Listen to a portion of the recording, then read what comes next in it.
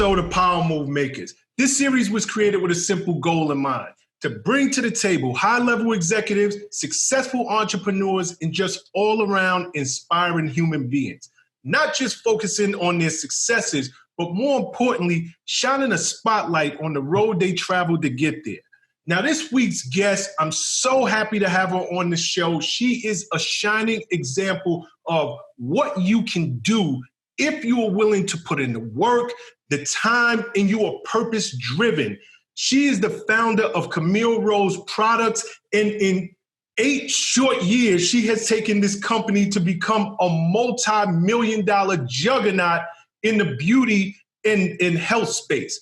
Please welcome to this week's Power Move Maker series, Miss Janell Stephens. Yes, Janell, welcome.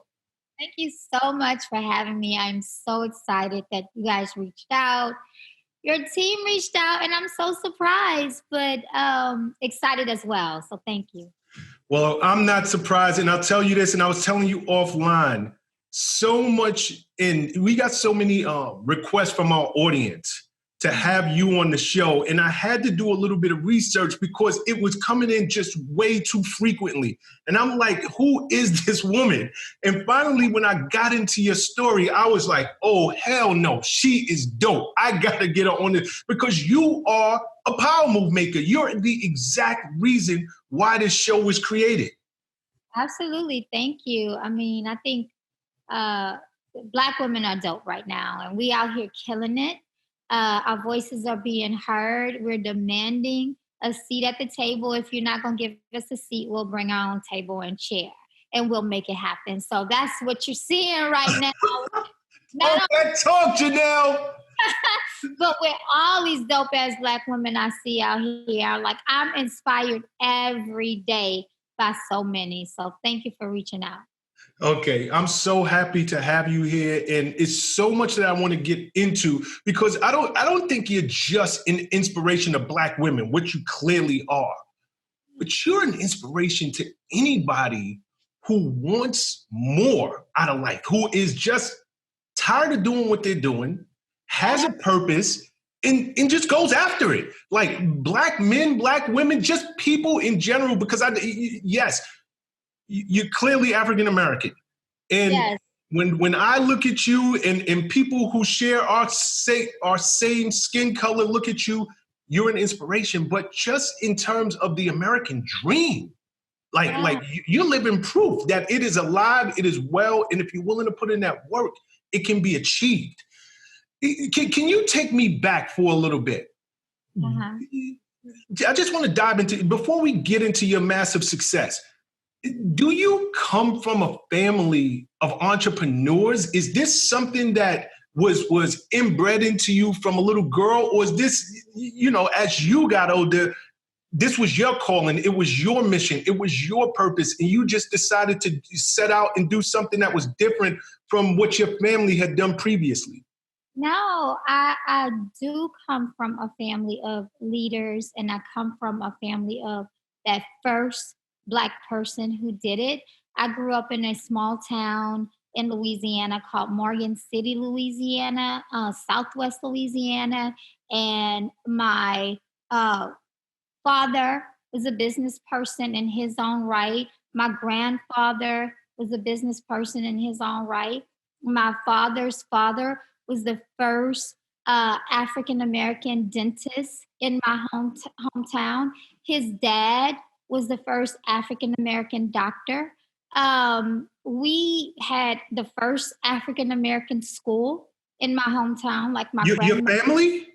Yes, my grandmother and her siblings. My grandmother's sister, she wrote Xavier's alma mater way back in the day, but leadership, getting things done, doing it for our community, doing it for yourself, it's in my blood. It's definitely in my DNA. I'm not the first millionaire in my family. I'm the third. And that's a lot to say for an African-American family. I love that. So I want to stop there for 1 second. You're telling me in your family, in your bloodline, being raised in the South, because it's different. I'm raised in New York City. The South, we typically, look at as our people. There's so many laws and so many obstacles put in place from us rising above. Within your bloodline, there has been 3 self-made millionaires? Well, I will tell you, my cousin is Kyla Pratt, so she's an actress, and she is in LA. And then my uncle is Geronimo Pratt. And I don't know if you guys are familiar with him, but I am. yes, definitely. But I think coming from like a smaller area and a small town, like we all have this drive, right? And we all want to get it. I just think that it's so much lost and forgotten talent in those smaller areas, especially in that South. And I'm from the deep South. It's like we are climbing harder and harder to get out, to be heard, and to do more. I know for me, that was my story. Even my uncle, I mean, when he finished high school, he went to LA with his aunt, went to college there, and that's how he began his the journey that he was on, as well as the leader of the organization that he was involved in. All those guys are from Louisiana, so I just think that I don't know if it's because we're from that smaller area, like we are demanding our voices be heard, as loud, and we're trying to make as much noise as we possibly could. But I don't know. Yeah. It's interesting. I had no idea you were a relative of Geronimo Pratt. When I think of him in the organization, I think California, I think Oakland. I had no idea he had roots in Louisiana. So this is a history lesson right here. Yes. That's my mother's baby brother. Wow. Okay. So clearly you were molded from an early age to really get out there and do for self. Yes. So it's in your bloodline. We get it. Education. How big was education in your family? Did you go to college? And if so, what'd you major in? Yeah. So I looked at education as my way out of that small town. So I used it as that. We're all educated. I'm dual degreed. I am a product of 2 HBCUs. A lot of my family, of course, went to Southern University, that program. I went there. But I got my master's from Tennessee State University in science. So education for me was a easy way to get out of that small town that I was in. And I looked at it as such.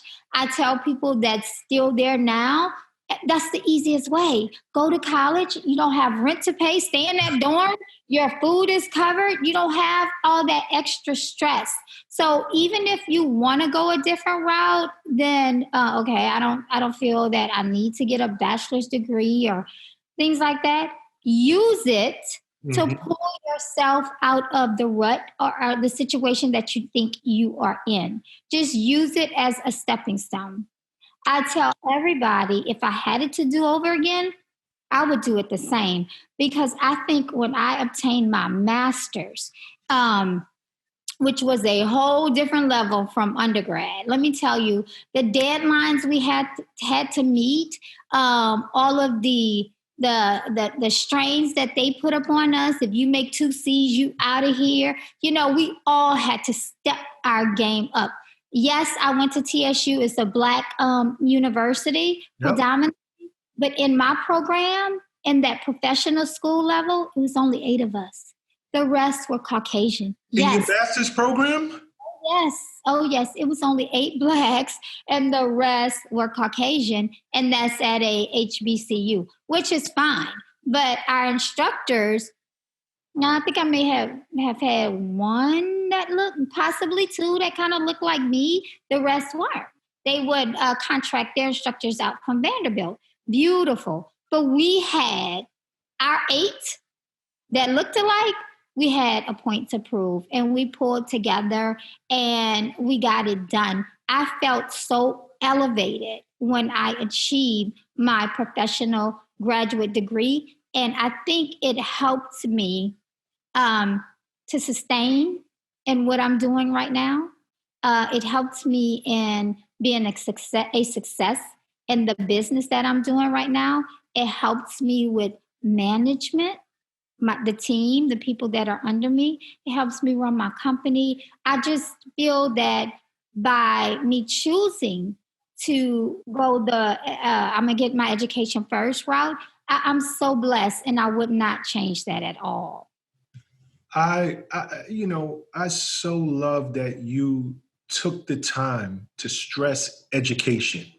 Oh yeah. You listen to so many of these self-help guys and motivational guys and people who, are selling you on the fact that go out there, start your own business. You can become successful overnight. You don't need school. I love that you who has created a business and have been very, very successful are still not just promoting entrepreneurship, but more important, education. Well, education is always the way out. It helps polish me, right? So it helps me, it taught me how to conduct myself, right? It taught me how to order myself accordingly. It did. And I think that without that, I don't know, I may have come across just a little bit different. You know what I mean? Not saying that that's a good thing or a bad thing, but it definitely helped refine who I am. I truly believe it. You're well-spoken. Obviously, you are extremely intelligent. I could not imagine getting a master's degree in science of all things. That could not have been easy. So clearly, you're a person that is not just good to look at on the outside, and I mean that in the most complimentary way, but you have a brain in your head, and you need that in business. It is not just about winging it. It is not just about doing what you think somebody else did to be successful. But you, as an entrepreneur, you need to be a strategic thinker. You need to know how to put systems in place. You need to really understand that this is a business. So I'm so happy that you stressed some of these points. Before starting your business, what were you doing? What was your occupation? Well, let me tell you this, Camille Rose is my second business. So when I finished graduate school, I started having babies, and I was sitting at home like, okay, this ain't it. Like me sitting at home. My husband is a physician. He is an oncologist, and that whole doctor's wife thing wasn't for me at all. I was constantly calling my friends that I graduated with, like, what are y'all doing? And they're like, what? We're working. I just got off the phone with you 10 minutes ago. Like, and my husband had a conversation. He was like, you always wanted to own your own business. This is the time. Just utilize this time that you have right now to do so. And ding, ding, ding, ding, a light bulb went off in my head. And I'm like, you're damn right. And so that's when I got to work. And my background is working with traumatic brain injury patients, stroke victims, like special disorders, swallowing disorders, and things like that. So I said, you know what? I want a home health care agency. Let me try to get into caring for the elderly. And so I did that for about 8 years. And I kind of I had 55 employees in Louisiana under me. I then started a company out of Atlanta because that's where my husband was from. It was called New Beginnings Today. And it is a company there that we dealt with kids who had behavioral issues. So New Beginnings Today, I sold right away because I'm like, I'm in Louisiana. That business is in Georgia. There's no way with my babies I can manage all of this.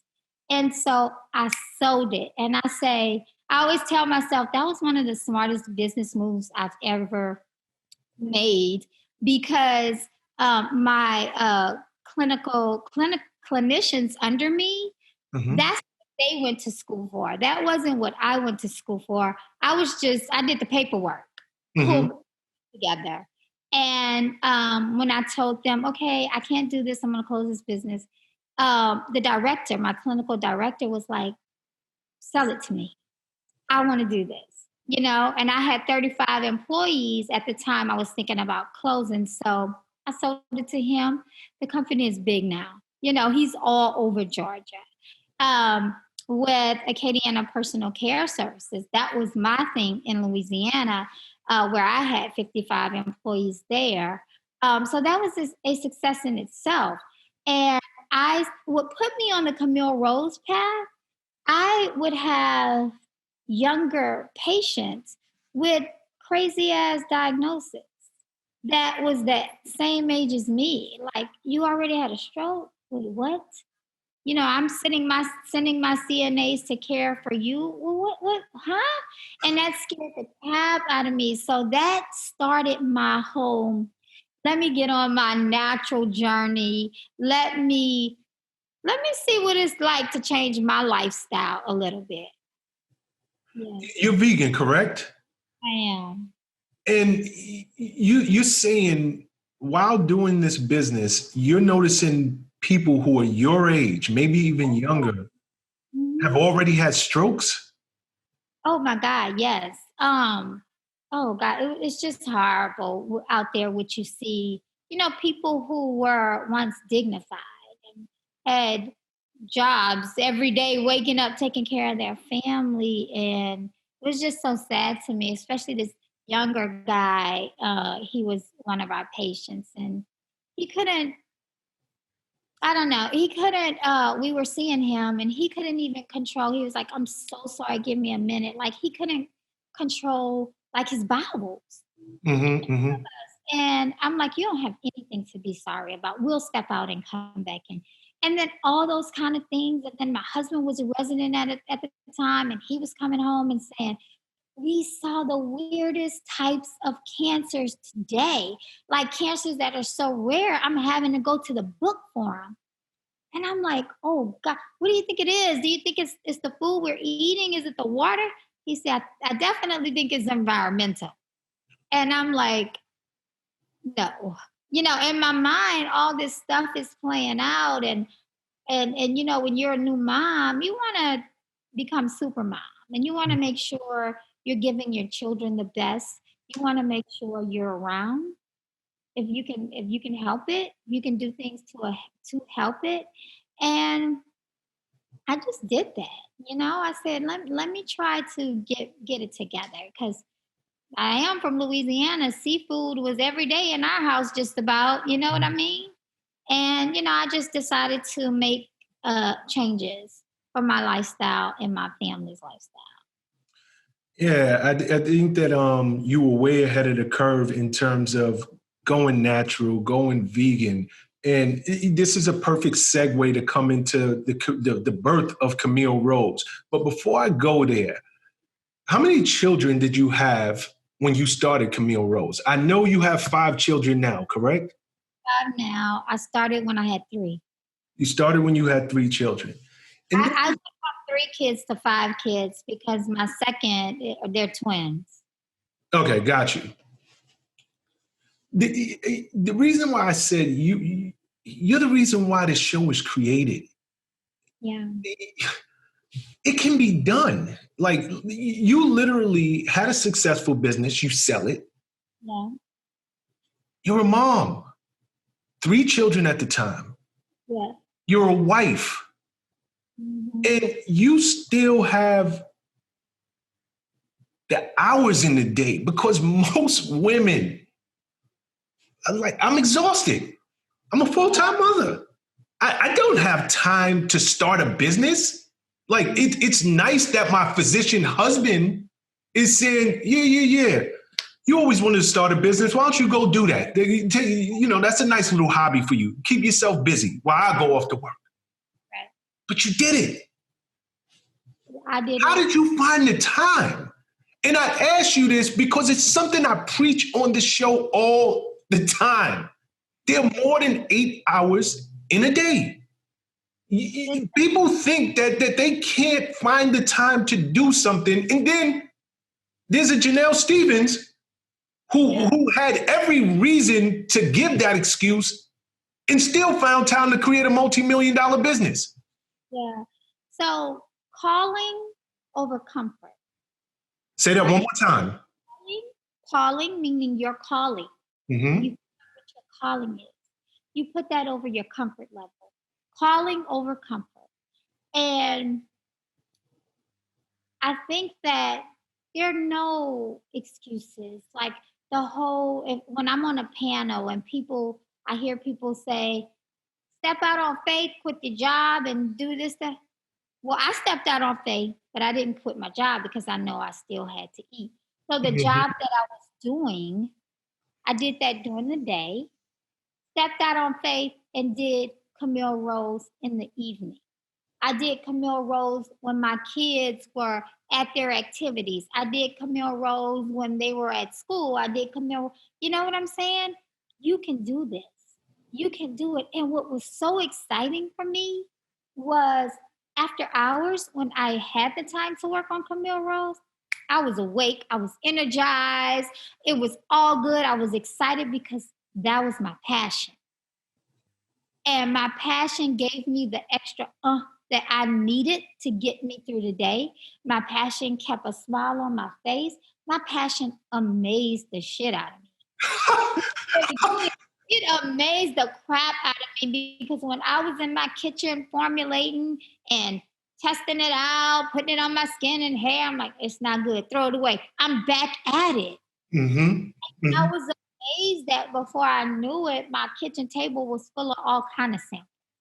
It was so amazing that I got so intrigued with ingredients. I got so intrigued with herbs that I completely forgot about all the other stuff I was doing beforehand or that I was supposed to be doing. I was supposed to be a therapist. You know, I'm like, no, I'm going to be an herbalist. This herb is dope. And I was amazed that I found something else outside of my children that I will go hard for.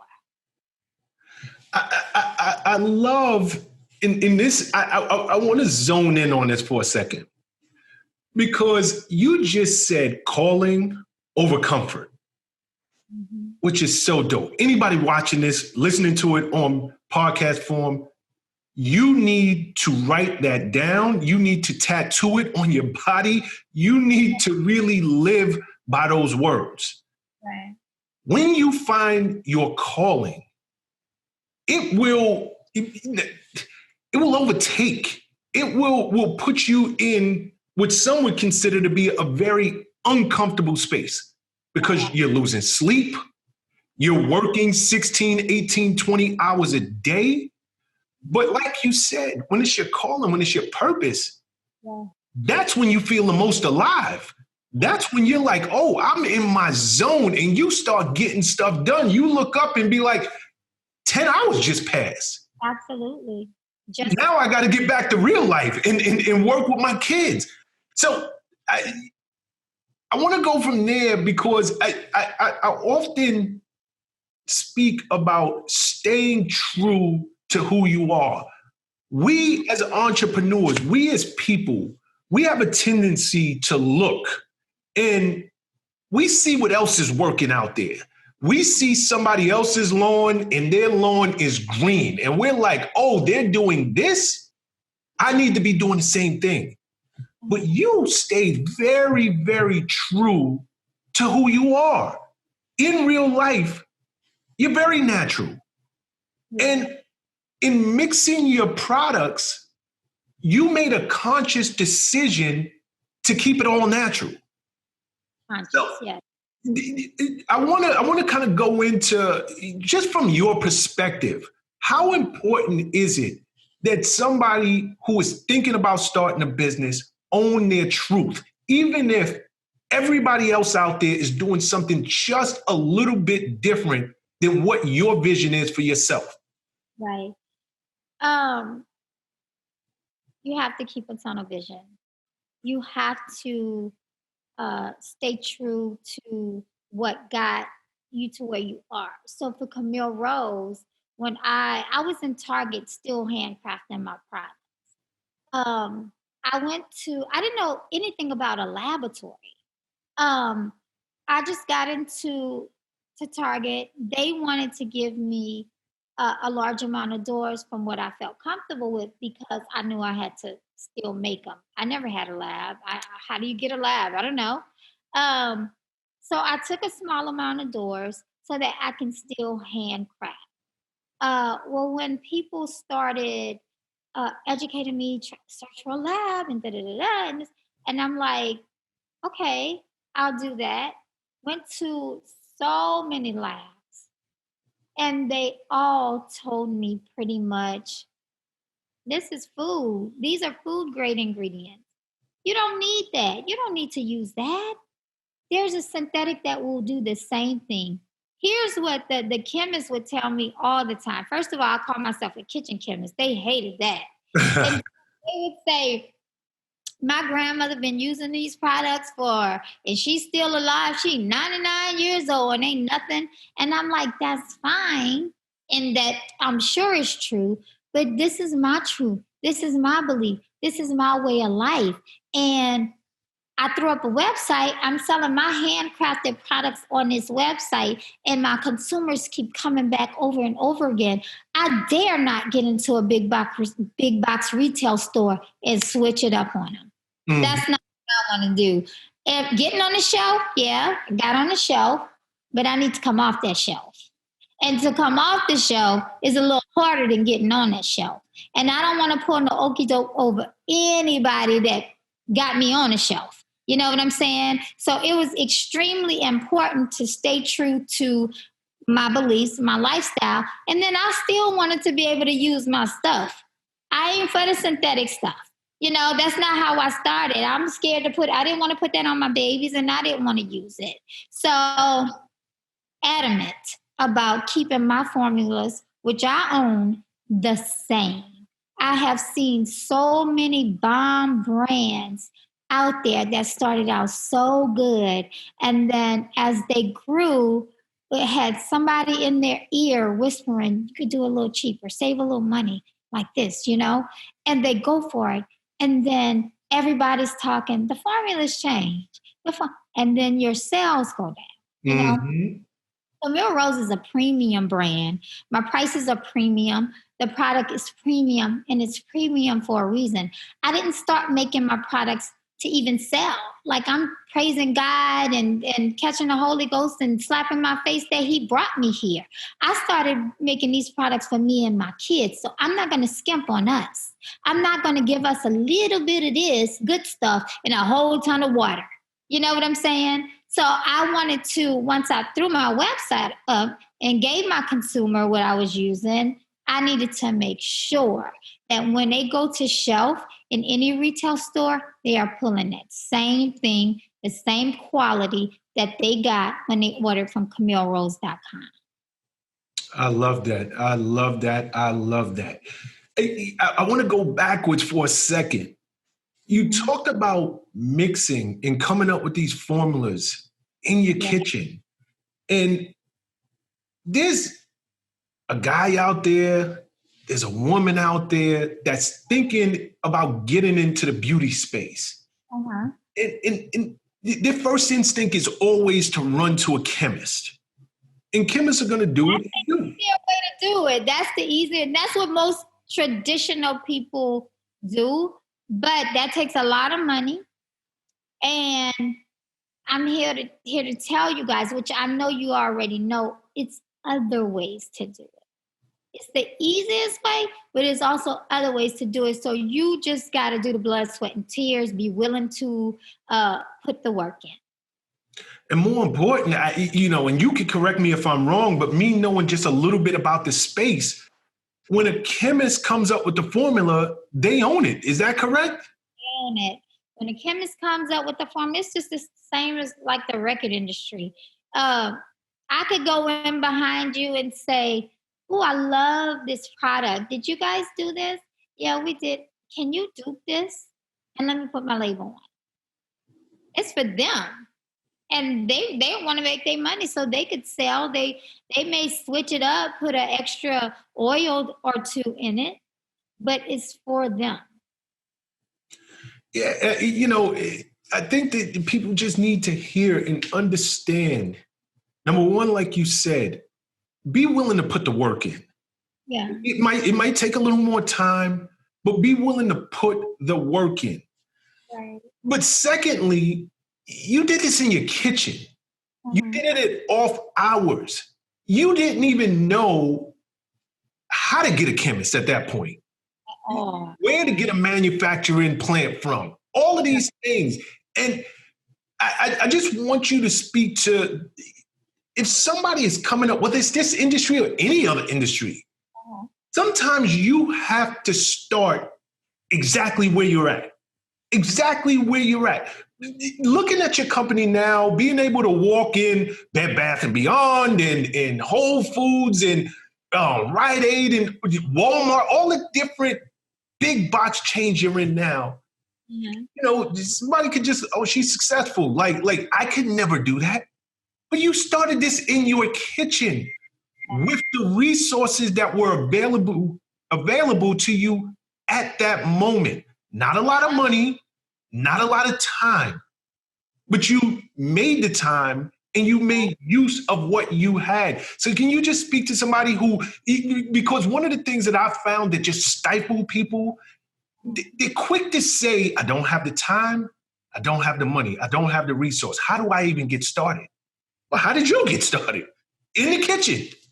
Yeah, and that I don't have the money talk just gets to me, and that's not even just for my business, what I'm doing, or any industry. It's for like even school or college. Like I hear that all the time. I don't have the money. My thing is, you find the money, get the money.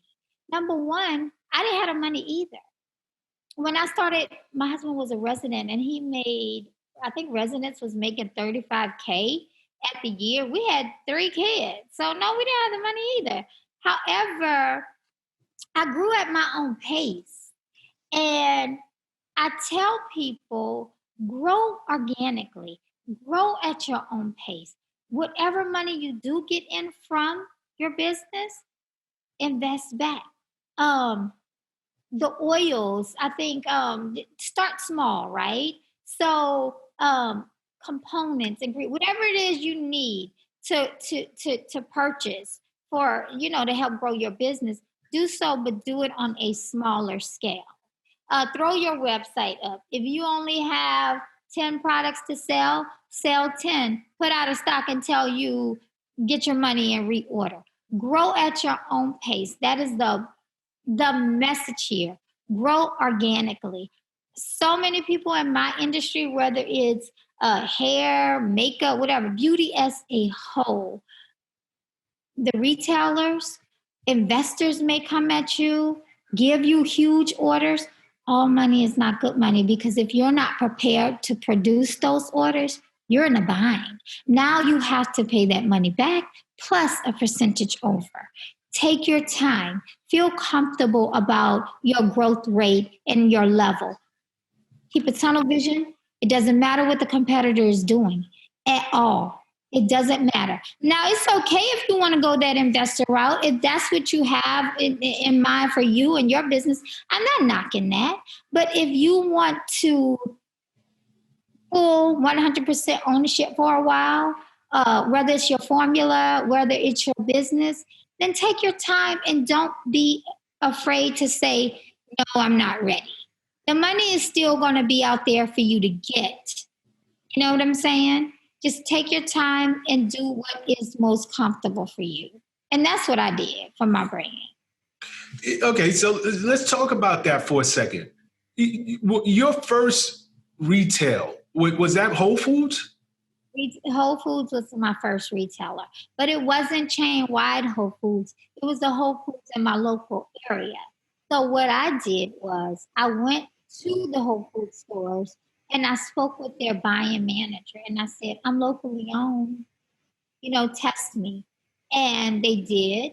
Whole Foods will put you through hell and high water because you have to submit everything. And they have their own set of chemists that's testing the product and making sure you are Whole Food standards. So that was my first.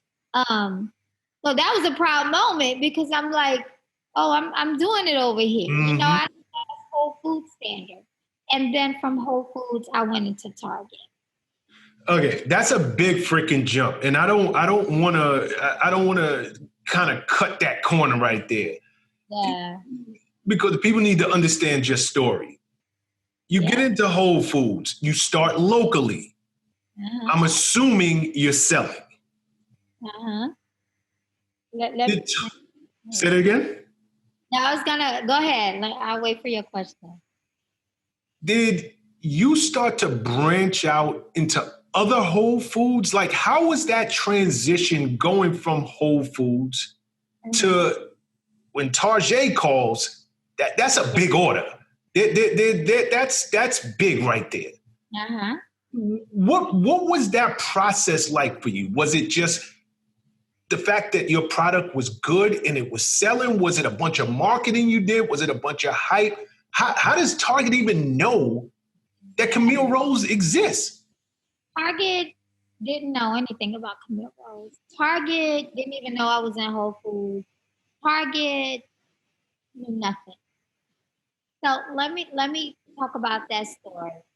I invested in doing a gift show. I had my little handmade concoctions that I spent 2 days making everything with my little booty, handcrafted labels. I said, you know what, I'm gonna do a natural show. I did a natural show, and it was boring and it was dry. Wow, I'm like, what the world am I doing? Like that was my first big thing that I invested in for my brand. And I'm just standing there trying to grab somebody to talk to. And the lesson here is a guy came to my booth. He had a backpack, white guy, kind of long hair, flip-flops, and I guess he was bored too. So he stopped at my booth and he said, tell me about your line. Like that. And in my mind, I was like, I'm not telling this white guy. It's not for you, I'm not. But then I was like, no, I'm not profiling nobody. You want to listen? I'm going to start talking. And then I proceeded to tell him about me. I'm a mom of 5. This is how Camille Rose got started. Da, da, da, da, da. It's like, I got 5 kids too.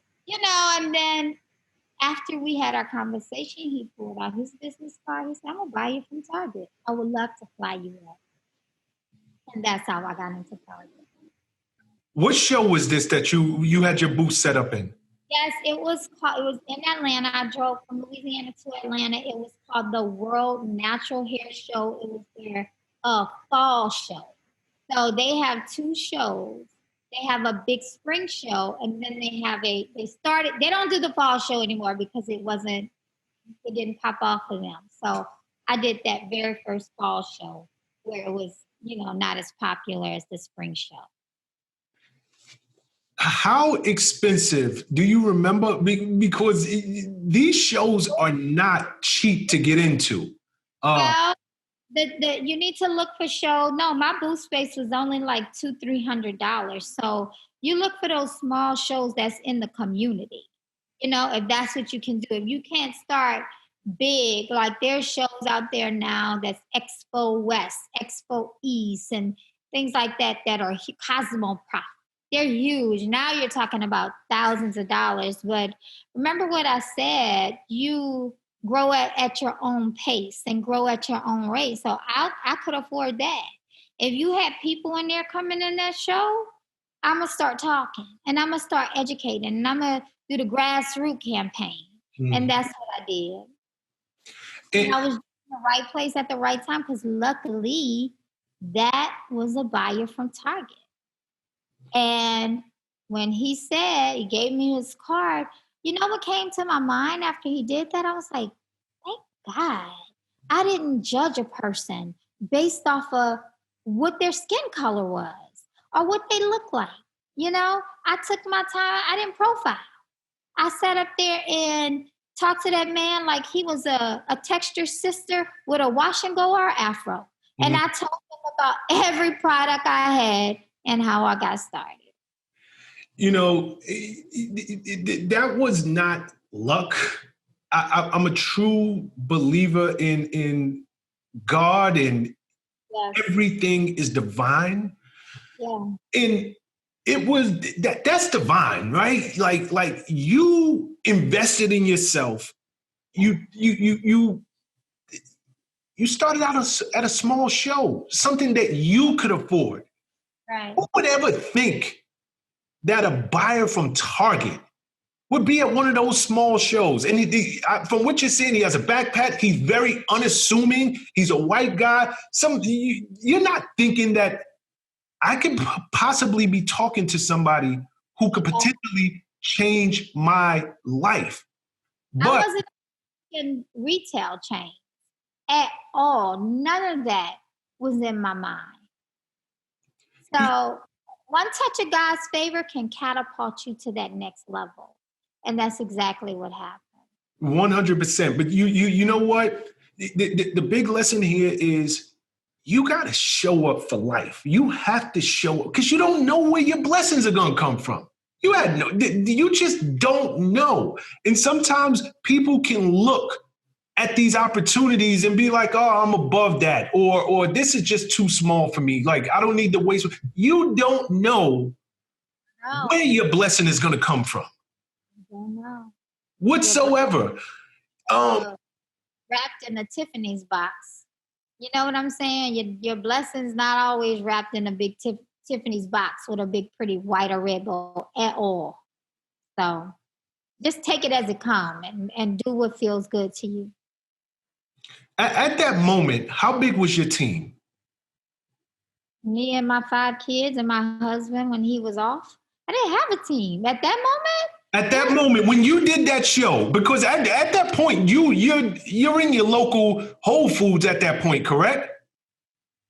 Yes, but that's like 3 or 4 stores. My team was me, them 5 babies I had, and my husband. Put these tops on these bottles, wrap these labels, pack this stuff. Let's go get in this car, drive me to Atlanta. Y'all stand in this booth. When y'all little, don't y'all run around. Don't make no lot of noise. Sit down, and I'll be with you in a second. And that was my team. Yes.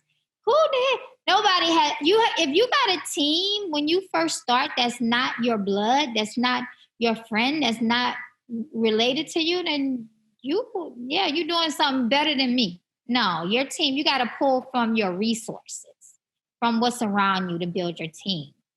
And that's what I had. Back then. So. You get this buyer to take interest in you. How many stores did you start out with in Target? I started out with 105. Okay. Could you manage? Well, obviously you could manage it at the time. Yeah. Go ahead. I just want to know, because you speak about taking your time, but in business and in life, sometimes opportunity comes to you. And like you said, all money ain't good money. You got to pace yourself. You got to know what you are capable of. So if Target comes to you and says, look, I want to put you in 100 doors, 99 out of 100 people are going to be like, yes. And I'll figure it out after. Even if they don't have anybody working with them, if they don't have any capital, if they don't know where they're going to get the money to even get the product ready to get in the doors. So for you, when this gentleman comes and says, hey, I'm sure you went through the process. They interviewed you and did whatever else they do before they decide to put you in these doors. Was 100 doors something that you knew you could keep up with? Or was it, go ahead. Yes. So 100 is what I asked for.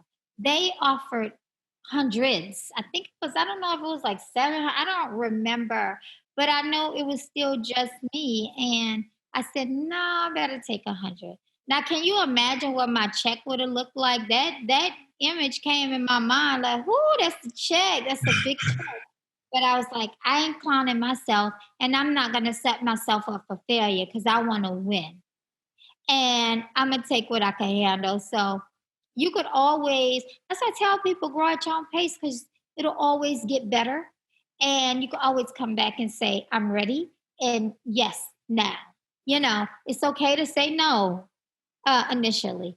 And that's what I did. And when I made my first $1,000 off of my brand, I called my sister and I was in my truck and I was like, oh my God, I cried. And when I made my first 1 million, I looked at it, I was like, it ain't enough. I need to do more. I love that, Janell. So you said when you first made your first 1,000, you cried. Call your sister up, shedding tears. But when you hit that 7-figure mark, you looked at that check and said, this ain't enough. I got a lot more work to do. Because I'm like, God said, here's 1,000. That means somebody's interested. And I'm like, God, I'm so emotional. Somebody's interested in what I've been doing. Somebody's interested in my creams, and what I've been preaching and talking about and working towards. And then he gave me that million. I was like, I got it. A whole ton of people interested. Now let me hustle and keep hustling harder to get a ton more. You know what I'm saying? That million just kicked me into beast mode. You know what I'm saying? And so, I don't know. It's amazing. How long did it take for you to turn a profit? Whether it was that 1,000 or whether it was the 1 million, how long were you working before you were able to say, okay, I'm making a few dollars in actual profit? It's not money that and as an entrepreneur myself, I totally get. When money comes in, that money's going right back out. Because if you're smart and you are truly trying to grow your business, this is not your money. Like it's there to feed the business. It's there to scale your business. Did it take you a long time to get to a place of being in the black? I think what helped advance a lot was the big box retailer. And once I started to prove myself at shelf, it was a snowball rolling stone. Like it just kept growing and growing and growing and growing. So I would say by the end of that first year, my accountant laughs because he calls me very frugal. And by the end of that first year, I sat down and looked at, what we have accomplished and what we brought in, and was like, wow. But yes, I was still, spending a lot on my business and investing a lot in my business. Yeah. Getting into Target, obviously, it can't just be you, your 5 children, and your husband anymore. You got 100 doors. It's a 2-part question for you.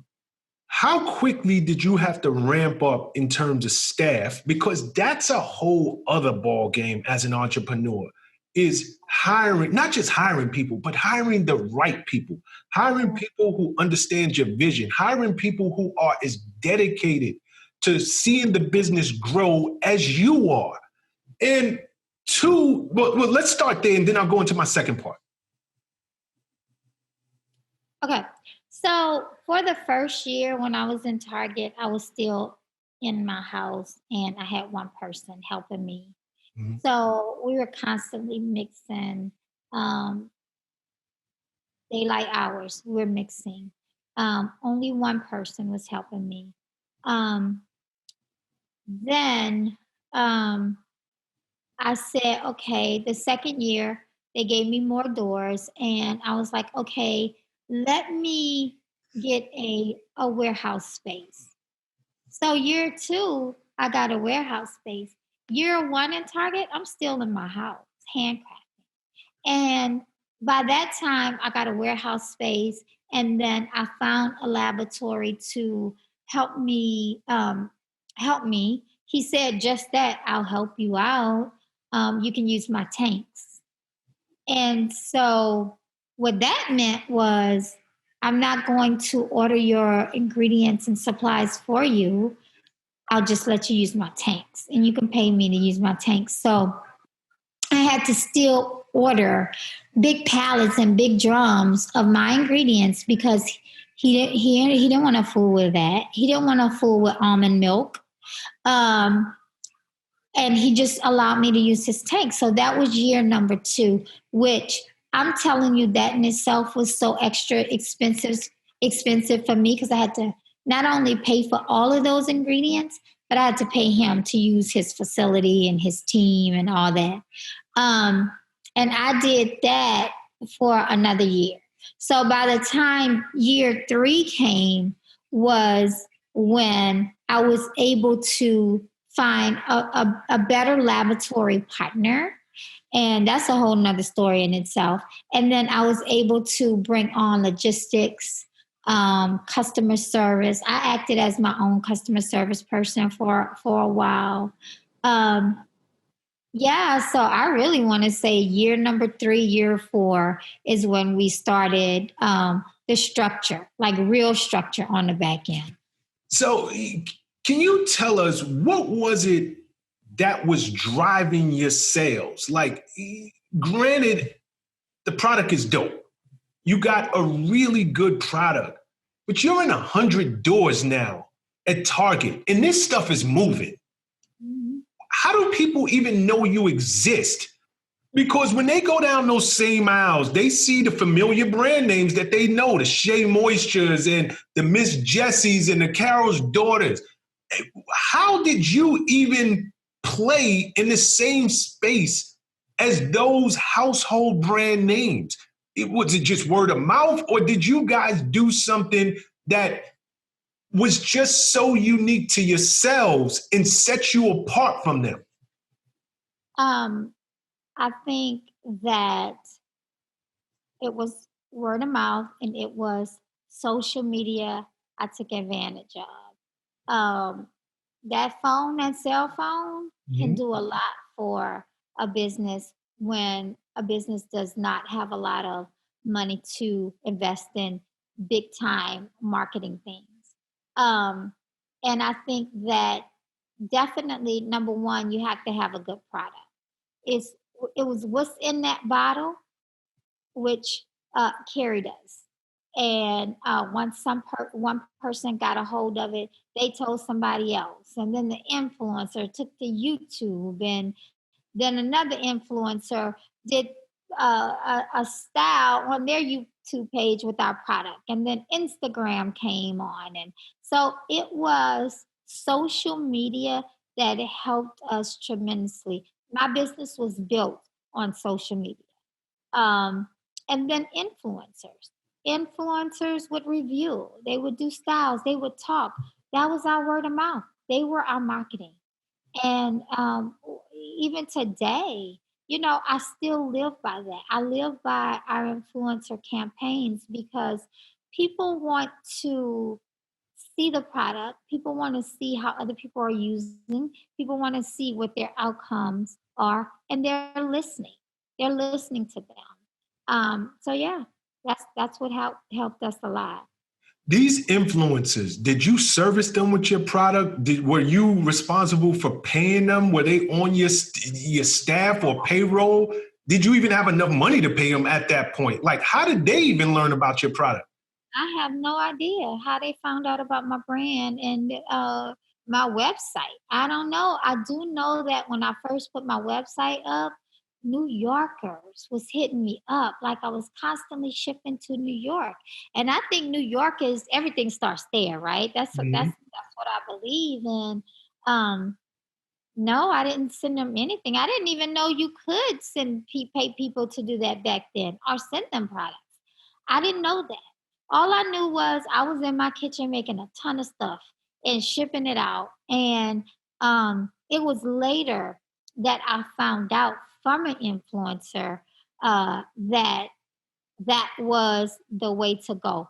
But beforehand, it was all organic. Hey friend, hey, I remember her. She's out of New York, and she reviewed my deep conditioner. She's a natural girl, just like me. Our beliefs are similar. I went to my website, and I'm like, what the world? Everybody's ordering my deep conditioner. And then I got an email from her, and she was like, hey, listen, I don't know how many followers. May have had like 400, 100 something thousand followers at the time. And she was like, I did a review on this deep conditioner that I bought from Whole Foods. Yes. And I was like, that's what's happening. She was like, yeah, did you see a lift on your back? I was like, that's what's happening. But now I'm at the point, of course, I team up and I collaborate with my influencers, and I have my own influencer program. Yes. Got you. You said that she was a natural girl just like you. I want to take a step back for a second because I think this is something that we need to explore. Whenever coming out with a product, no matter what the product is, or even a service business, were you intentional when creating your products? Did you know who your customer base was? Were you going after a specific person, or were you just doing what worked for you and your customer base actually found you? My customer base found me because what I was doing was what worked for me. And then I was a label reader. And every time I did a show or every time I talked to somebody, I would tell them, better read them labels. Read your labels. Turn around. Read those labels. And so now I know a lot of my consumers are label readers. And a lot of my consumers are clean girls and holistic. Because what I tell my team and what I tell everybody is going natural is more than a hairstyle. It's a lifestyle. Why in the world would you care about your hair being so natural, but what you're absorbing in your skin and your brain is not so natural? You know what I'm saying? You have to care about the insides more than the outside. Mm-hmm. So natural is total wellness. It's a lifestyle. It's what you eat. Is you exercising. It's a healthy mind, healthy body, healthy spirit, healthy energy.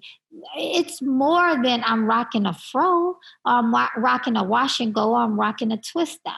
It's more than that for me in my life, and then for Camille Rose. And I think people could feel that. People could see it's not, here's this product. Look how long my hair, I didn't care how long my hair was. I didn't want some poisons being absorbed into my skin. That was my primary for my brand. I had 99 problems back then. Hair was never one. The only ingredients. You know what I'm saying? I wanted to make sure my cute little babies that I brought in this world, I wasn't putting poisons on them. Mm-hmm. How important, again, just sticking along this line of questioning for a second, how important was it for you to listen to your consumers? And were your consumers speaking back to you? Obviously, they were speaking back in the sense of, we're buying your product. Your product is good. But we often hear this thing that the customer's always right. Were your consumers at that point emailing you or hitting you on social media like, look, I love, your conditioner, but you need to do X? And did you listen to them? And has that been a key component to the scaling into the growth of your business? Yeah, so I love my consumers, and I think I'm attainable, I'm reachable. Like my followers, Camille Rose followers, consumers as a whole, like they'll tell me, hey Janell, hey girl, like I'm the homie. Hey girl, hey Janell, and I love that because I am that. I'm them. And so that's very important. I remember in the beginning, I was answering my own customer service calls and emails, acting like I was just a rep, but I was the owner because I couldn't afford to hire anybody to do that at the time. And I had a long conversation. I wish I could remember who this person was, but she was a girl out in New York. And I was like, so how did y'all hear of Camille Rose? And how do you use the product? And what do you like about it? And she was breaking it down. Mm. Oh, yeah. Camille Rose is this, that, and this is what it's doing to my hair, and all this and the herbs and the ingredients. I'm like, wow. I'm like, here I am just going off of things that I love, the knowledge that I've found from my research. And this girl here, she is on the same page as me. She's breaking it down. I was in Lafayette, Louisiana. Then you in New York City, and we talking the same language without ever have talked before. We're communicating. You are feeling the energy and the love and the content you're reading off of using my product, and you're getting it. You got it. You know what I'm saying? And so my consumers, I love them. They're tough because they'll email and call me or DM me so quick, and but I do think and here's the number one thing that we get. I'm trying to support a Black-owned business. You know what I'm saying? Yeah, for Suave or Dove. Suave or Dove probably won't even answer their emails or their calls, but I love it. I love formulating for my consumer, for my hair type and texture, for the whole multicultural, ethnic, Black and brown people. I love it. But let me tell you this. When I got into retail store, I didn't realize that, hey, this category, this section is just for me, for Black. I didn't realize that until I got in there and they put me in this section, this small section, and I was like, why am I sitting not next to Suave or Pantene? And it was like, oh, well, this is the multicultural ethnic category. And I was like, and you put me in there because I'm Black or what? And they didn't have an answer. And I was like, yes, thank God I'm there. But I mix with honey and peppermint. Who doesn't love that? Who doesn't love a good ingredient? I didn't know it was just for us, but okay, I'll take it. But now we are like a brand awareness. We're ingredients matter. Ingredients are first and foremost. If your hair loves it, so be it. Whether your hair is kinky, straight, whatever. Yeah. Do you think it helped you not coming? Because most people who get into your business, in some way, shape, or form, they were either hairstylists, they come from the salon business, they were in beauty in one way, shape, or form. You not coming directly out of the beauty industry before starting your products, was that a benefit from you? Because now you're looking at the world through a different vernacular. You're not playing by the same rules that everybody else was playing. Or would you recommend somebody who is thinking about getting into this business? Maybe you should start in a salon. Maybe you should do hair. Maybe you should understand textures. What would be your recommendation for somebody trying to come up in the beauty industry? Yeah, that's changed now. That's how it was back in the day. Now it's these girls like me. And it's these girls like me that's at the house that is the consumer that's trying to figure out how to do it themselves, meaning, and not when I say do it themselves, not I'm going to start this product myself, but how do I style my hair myself, or how do I make my hair do a certain thing myself, or how do I hydrate my skin? How can I get it to do what I want it to do? And that's the at-home chemist is what I call us. And that's who you need to watch out for. And they are on the rise, whether it is hair, makeup, skin, feminine products, snacks. food, whatever. It's the people at the house, not the people with all these labels behind them and all this special training. No, it's the people who are sitting at home and are hungry for what is lacking and for they're not finding. And I call us the social media and the Instagrammers. We're doing it. Mm-hmm.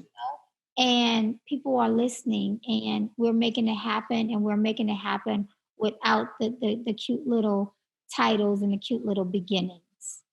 Is there room still in this space? Because it seems like now everybody is jumping into this space. People are seeing, companies, I mentioned Shea Moisture earlier.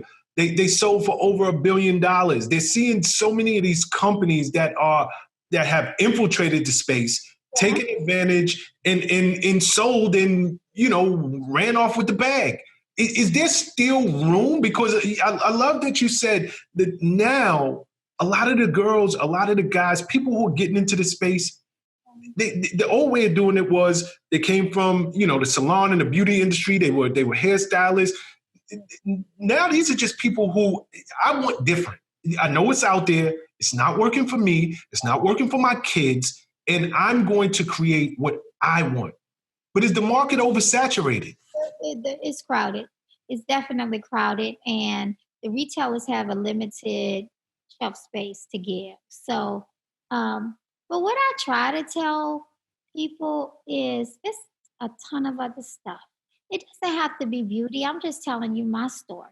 It doesn't have to be, it could be anything. It's so much out there, and we have so much talent within ourselves. So don't just look at, that's what Janell Stephens did, I'm doing that. No, do what's in you to do. I don't care if you are flipping houses. If that's your drive and your passion, do it.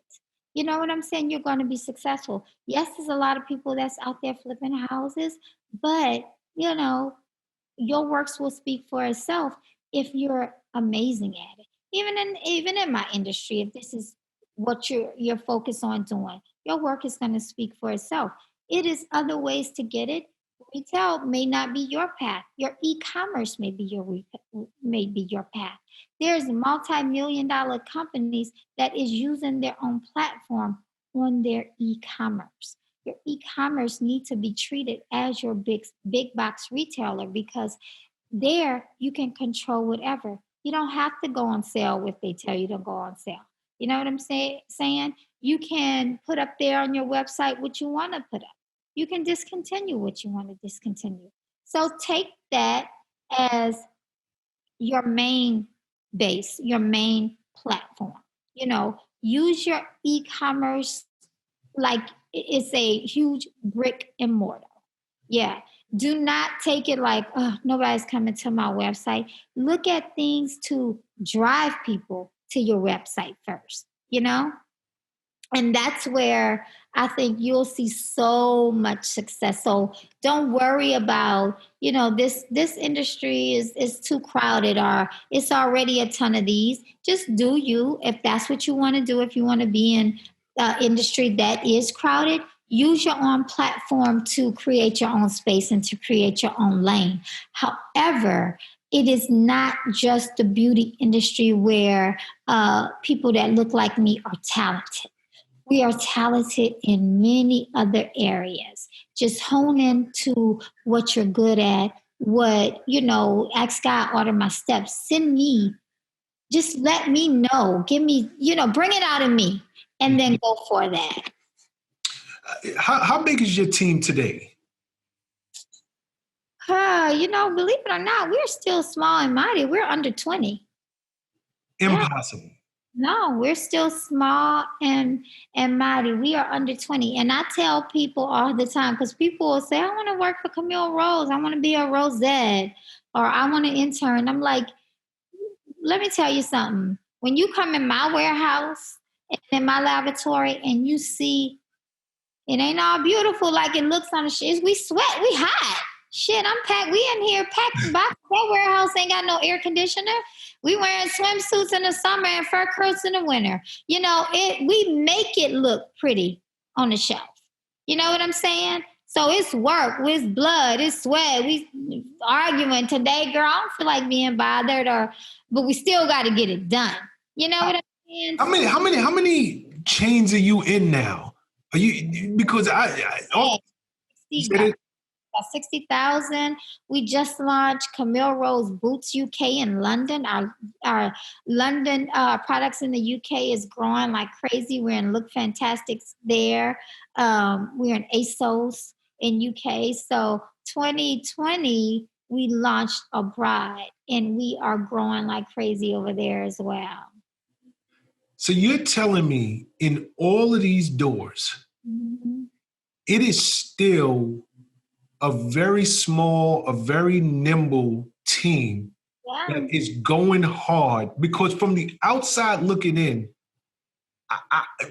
at the bare minimum, I thought you were going to say, I got 2 offices, and one office has 150 people, the other office has 75 people. There's no way that anybody on the outside would, and this, I'm so happy you're so transparent and so truthful, because it can be done. You guys are showing it can be done. Anybody who walks in any of these major chains, any of these big box retailers, and they see your product on the shelves, again, at the Bed Bath & Beyond and the Targets and the Walmarts, there's no way anybody would think y'all are this small.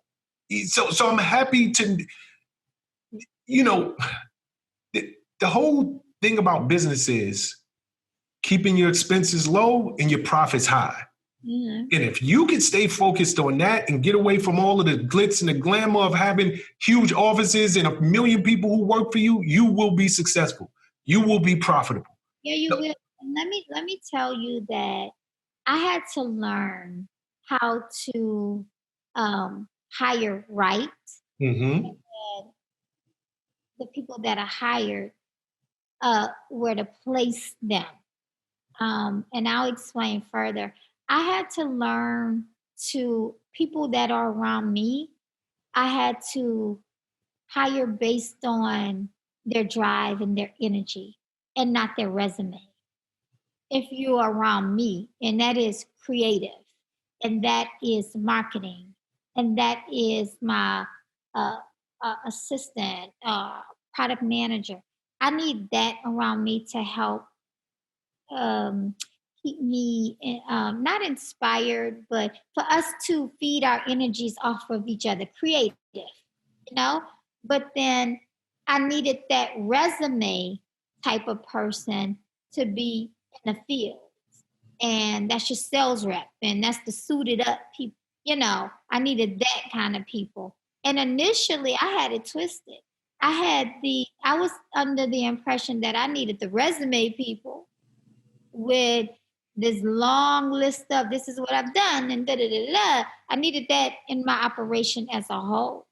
And I did that, and I wasted so much money, and I made a mistake there. And it took years for me to get a little wiser and be like, that's not who I want around me, because that's not me. Even before Camille Rose, I've never been corporate. When I was in the hospital setting, that's not corporate. And so I had to, okay, this is what I need around me. This is who I need in office. And these kind of people is who I need in the field. Mm-hmm. The corporates, talking to other major retail stores. And so once I did that, your team, or once you figure that out, your team becomes small but mighty.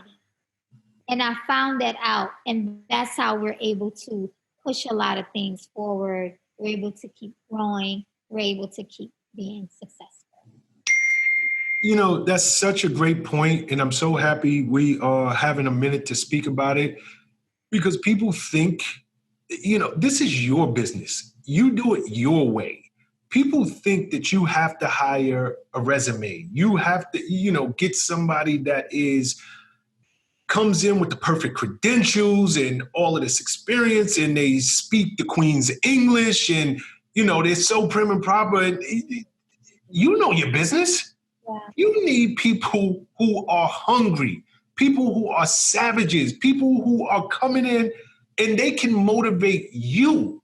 And yes, that is something that I think for most entrepreneurs, it takes years to figure that part out. That, you need to hire people that work. They have to align with your personality. They have to be able to, I don't care what your resume says, but if you're a beast, I need you close to me. And I think that, even as your business starts to scale, most entrepreneurs can come to realize, like, sometimes you outgrow your first set of employees. Your first set of employees, they were good to take you from, I don't know, A to F. But maybe they're not the right people to take you from G to Z, if that makes sense.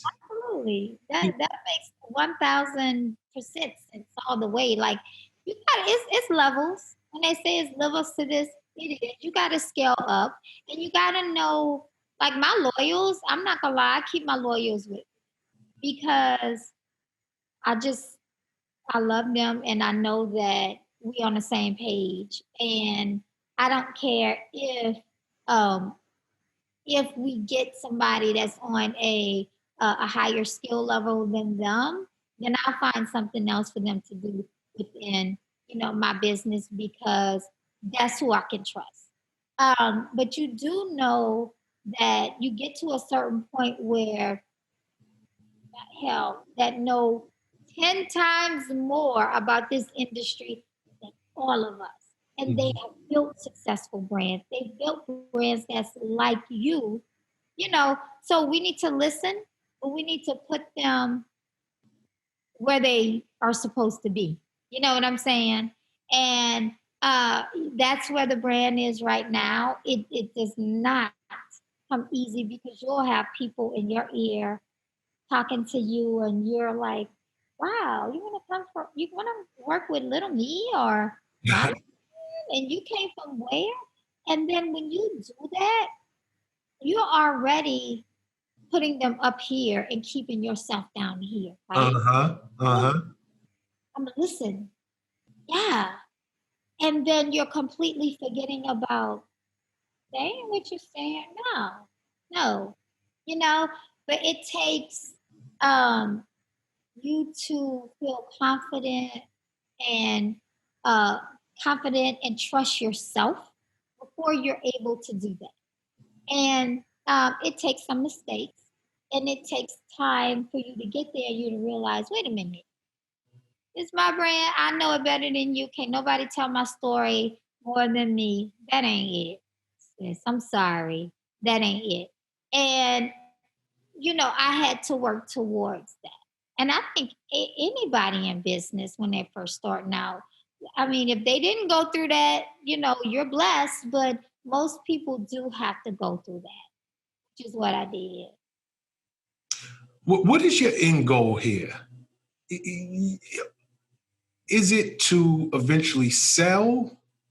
Do you plan to have this business in the family? You got 5 kids. Are you trying to pass it down to the next generation? Like, what's the end goal for Janell Stephens?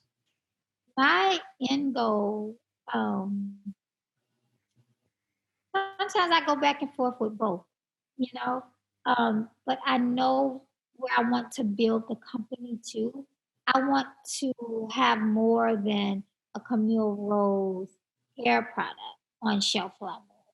I always say that there's no difference between Camille Rose and the Honest Company by Jessica Alba. Her children had a reaction. She started Honest. My kids had a reaction. I started Camille Rose. But she was Jessica Alba, and she had more funding behind her to be in all categories. It's not a Black-owned brand right now that's in all categories that, I want to be in. I have a notebook full of formulas, not just hair. It's Camille Rose. I made all my all-purpose cleaners. I made all my soaps. I made all my washing powders.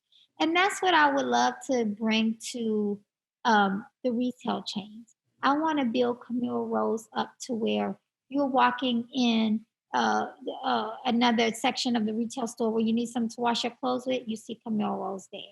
If you need something for your skin, Camille Rose there. If you need something for your baby, Camille Rose there. We need that. It's not a black-owned brand that's in all categories right now. And we need it. Even if I'm checking into a hotel room and I see these cute little shampoo bottles, Camille Rose need to be there. You know what I'm saying? And that is the goal for my brand. I'm a marketing guy, so I always think in terms of marketing. Mm-hmm. You know what else is needed? And I don't think it's a Camille Rose thing. I think it's a Janell Stephens thing. Mm-hmm. You're very, very upfront about being a mompreneur, being a wife, a Black woman. I think that there's a major space on how to keep the Black family together. Yeah. While building wealth. And I would love to see, outside of Camille Rose, Janell Stephens really dive headfirst into that space. Yeah. Because somehow or another, you're raising a beautiful family. And you guys are coming up together. And you don't see that very often. Right. Not in our community. Yeah. And your kids are going to have this wonderful story one day to tell. Right. Mom and dad worked together. We grew up in a 2-family home. Mom and dad were both professionals. They were educated. But they were these hard workers that instilled certain values in us. So I think that there's something there that so many people of our descent would love to hear how the hell you are keeping it all together. So don't overlay, yes, your products are amazing. Right. And you have built a wonderful business. But there's this other side that I think people will be just as interested in.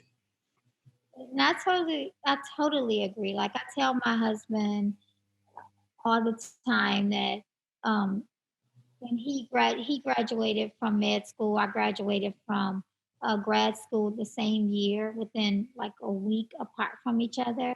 And I laugh. I always tell him, I said that when they put that piece of paper in my hands and when they put that piece of paper in my husband's hands, we took it. It's like we said thank you and we hit the ground running. Mm-hmm. Non-stop building, working, and looking at what we've done, what we've created, and our success, and constantly moving. I really feel like that. I'm like, we took that piece of paper, told those people, thank you, deuces, and just went at it. And, I'm so grateful that we're equally yoked and we were paired together. And, God has blessed us. And I do think that people need to hear, people need to know, people need to be inspired, and people need to know that this can happen, So thank you for saying that. Yeah, I really think people need to know that it is possible. Yeah. So many of us come from one-parent homes. So many of us come from, a situation where we are the first to go to college or we're the first to make it out of our circumstances. I think you guys are doing an amazing job. You are a great role model, not just you as a Black woman, but you guys as a Black family. You're great role models for the community, and I think it's a story that needs to be told. Where can my audience find you? You can find me at Janell, JANELL _Stephens, STEPHENS. I'm on Instagram. I'm active. I take you behind the scenes. You get to see my life, me working the business, the whole nine. And my brand at Camille Rose Naturals with the S. If you're in retail, if you're out there, you got to stop at a store, check us out in the multicultural category of Target, Walmart, CVS, Walgreens, Whole Foods, Sally Beauty, your mom and pops. Camille Rose is everywhere. So thank you.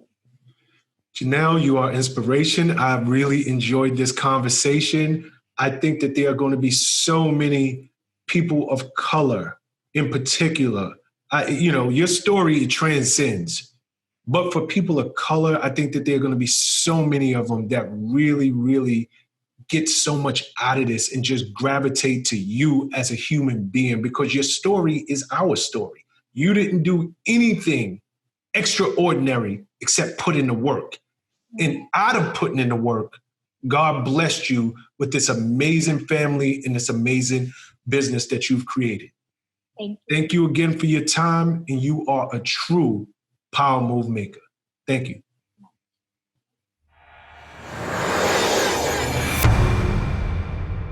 What's up, guys? Thanks for sticking with me to the end of the video. Truly appreciate you. If you like anything you heard here today, go ahead and hit that subscribe button. And if you know anybody that can benefit from this message, feel free to share. Peace and love.